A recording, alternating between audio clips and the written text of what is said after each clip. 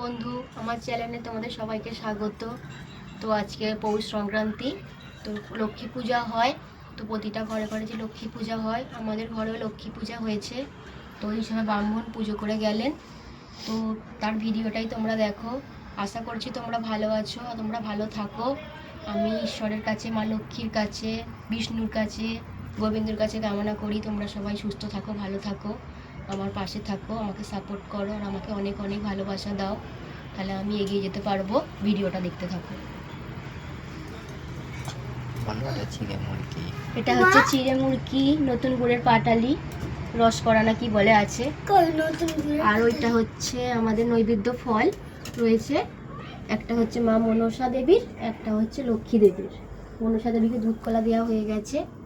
তো এরপরে হবে আমাদের ননীগোপালের সেবা হবে, ননীগোপালকে পুজো করানো হবে। ব্রাহ্মণকে বলেছিলাম, করেনি, চলে গেছে। তো তোমাদের ঘরে ঘরেও নিশ্চয়ই এরকম পুজো হচ্ছে, আমার ঘরেও হচ্ছে। তো তোমরা ভালো থাকো, তোমাদের ঘরেও পুজো আচ্ছা করো, সুস্থ থাকো। তো আমাদেরও মা মনসা দেবীকে দেওয়া হয়েছে। তো রাস পাতা হয়েছে, এই যে রাস পাতা বলে, এটা হচ্ছে মা লক্ষ্মী পাতা হয়েছে কালকে। আজকে একে সকালে মাজন সব দেওয়া হয়েছে, আয়না চিরুনি এসব দেওয়া হয়েছে। কালকে একে 3 দিন হলে তুলে দেওয়া হবে, মা লক্ষ্মী ঘরে উঠে যাবে। এটাই আমাদের বাঙালিদের নিয়ম। নমস্কার বন্ধু, স্বাগত।